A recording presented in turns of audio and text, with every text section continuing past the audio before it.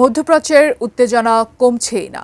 আপাতত তেহরানে সরাসরি আক্রমণের সিদ্ধান্ত থেকে সরে আসলেও খামেনি প্রশাসনকে চাপে ফেলতে নতুন ফাঁদ পেতেছে ওয়াশিংটন।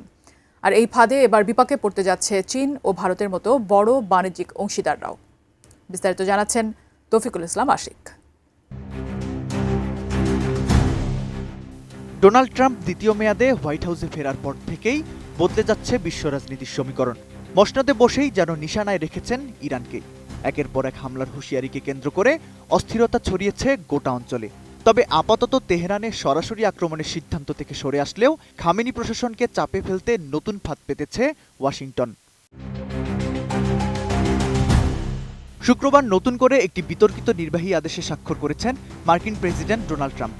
এই আদেশের মূল লক্ষ্য হল ইরানকে অর্থনৈতিকভাবে পঙ্গু করে দেয়া। ট্রাম্প স্পষ্ট জানিয়েছেন, বিশ্বের যে দেশই ইরানের সঙ্গে বাণিজ্য করবে সেই দেশের ওপর যুক্তরাষ্ট্র অতিরিক্ত শুল্ক আরোপ করবে। যদিও আদেশে নির্দিষ্ট কোনো অঙ্ক উল্লেখ করা হয়নি, তবে ট্রাম্প আগে থেকেই 25% শুল্ক আরোপের হুমকি দিয়ে আসছেন।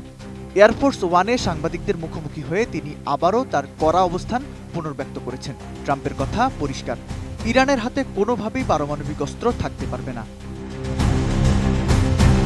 কোয়ালিটি সম্পন্ন আন্তর্জাতিক মানের still bar CSRM, committed for better still.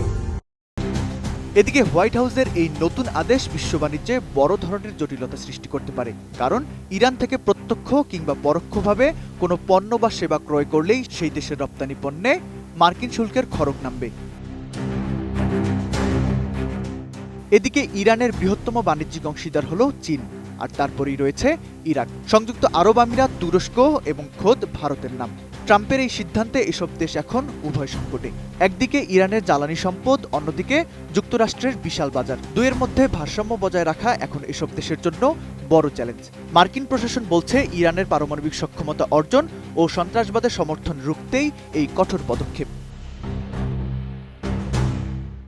বিস্ময়কর বিষয় হলো, একদিকে ট্রাম্প শুল্কের হুমকি দিচ্ছেন, অন্যদিকে ওমানের মধ্যস্থতায় চলছে যুক্তরাষ্ট্র ও ইরানের উচ্চ পর্যায়ের গোপন আলোচনা। শুক্রবারের এই বৈঠকে মার্কিন পক্ষে ছিলেন ট্রাম্পের জামাতা জ্যারেড কুশনার ও বিশেষ দূত স্টিভ উইটকফ। অন্যদিকে ইরানের পররাষ্ট্রমন্ত্রী এই আলোচনাকে একটি সুন্দর শুরু হিসেবে বর্ণনা করেছেন। ট্রাম্প নিজেও বলেছেন, ইরান সমঝোতায় পৌঁছাতে আগ্রহী বলে মনে হচ্ছে, তবে হুঁশিয়ারি দিয়েছেন যদি তারা চুক্তিতে না আসে তবে এর পরিণতি হবে অত্যন্ত ভয়াবহ। আগামী সপ্তাহেই ওমানে আবারও আলোচনায় বসবে দুই পক্ষ। পারমাণবিক কর্মসূচির পাশাপাশি ট্রাম্প ইরানের অভ্যন্তরীণ মানবাধিকার পরিস্থিতি নিয়েও সরব।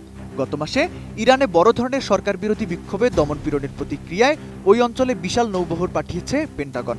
ট্রাম্প ইঙ্গিত দিয়েছেন, খামেনি যদি দ্রুত সমঝোতায় না আসেন তবে মধ্যপ্রাচ্যের এই দেশটিতে সরাসরি হামলার প্রস্তুতিও নিয়ে রেখেছে যুক্তরাষ্ট্র।